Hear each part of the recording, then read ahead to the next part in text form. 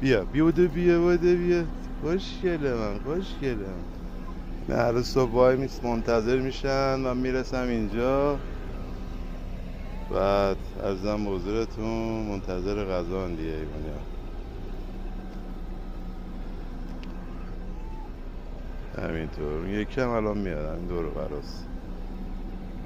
اونم اون گوشه برم شده.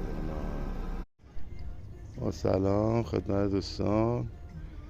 دیگه اینا رو جدا کردم. ببین برای این اینجا ریختم، برای این هاپو اینجا ریختم، برای اون یکی هم اونجا ریختم. هر کدوم جداگونه دارن میخورم، با هم کاری ندارن.